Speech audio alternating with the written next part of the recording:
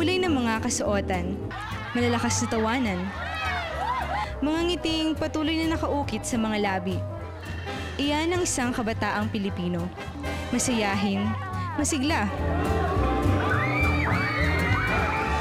Karapatan ng bawat batang Pilipino ang makapaglaro, ang magsaya, mga bagay na nakukuha nila sa pagdalo sa paaralan. Dito sila nauhubog upang maging isang mabuting mamamayan. Pero sa kabila ng mga bagay na ito, mayroong mga kabataang pinagkaitan ng mga ngiti at pag-asa pagkatapos ng isang madilim na karanasan.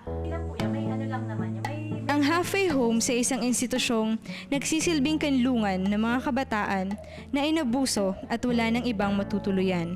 The number of women and children who needs the services of the center is never decreasing. More of them, especially the sexually exploited, who can benefit from the rehabilitative services. The project reflects the capacity of the province to provide for the necessary basic services of vulnerable sector. Dito sa halfway homes, nakilala namin si Nel, Ave, at Lynn.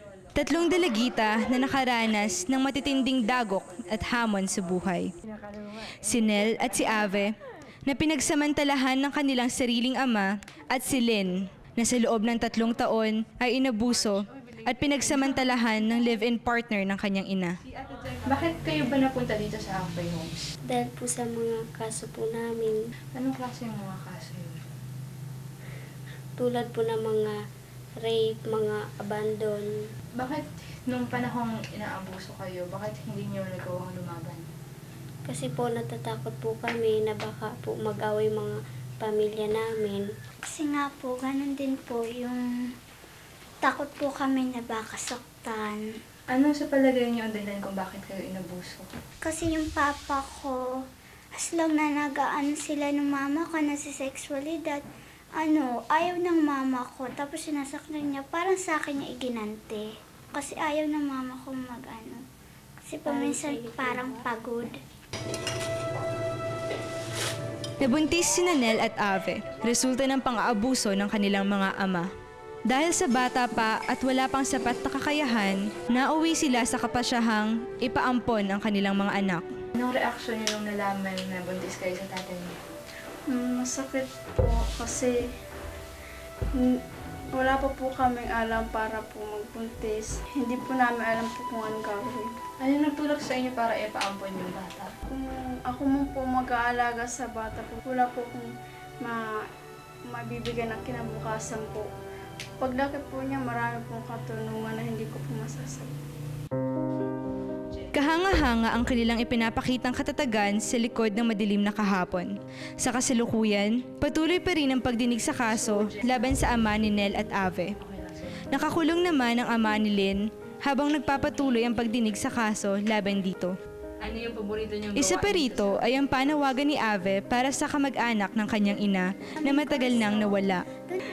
Lumaki siya sa piling ng ama at hindi na nakilala pa ang kanyang ina. Gusto niya ngayong makilala ang pamilya ng kanyang yumaong ina kung saan balak niyang tumuloy kapag natapos na ang kaso laban sa ama.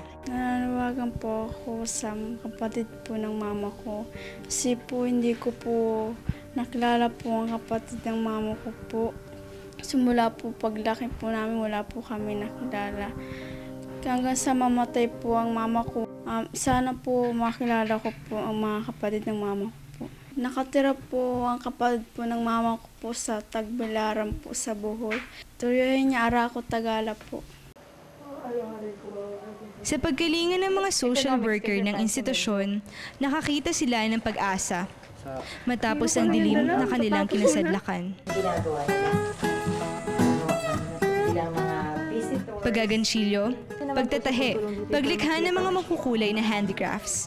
Ilan lamang iyan sa iba't ibang gawaing itinuturo sa kanila bilang paghahanda sa panahon kung kailan sila ay magsisimula na ng isang normal na buhay.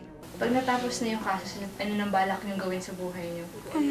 Pag kami yung nanalo sa kaso, ang gagawin ko, mag-aaral ako ng mabuti, tapos gagaydan ko yung mga kapatid ko habang nagtatrabaho yung mama ko. At katulad ng isang normal na kabataan, mayroon din silang inaalagaang mga pangarap. Nursing. Nursing ang gusto mong course. Para po makatulong po ako sa may mga sakit, kahit po wala pong bayan. Kahit anong mga billing ka. Meron sa inyong gustong maging social worker? Wala. Katulad mo. Wala po. Pag hindi hindi kami nakapasa doon sa kukunin naming kurso, doon na lang kami as social worker para na makatulong.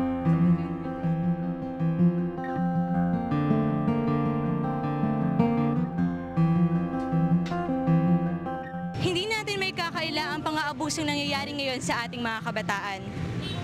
Huwag na nating hintayin pang mahuli ang lahat.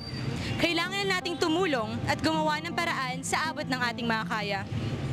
Huwag nating hayaan na sa isang kisap mata lamang mawala ang mga pag-asa ng bayan.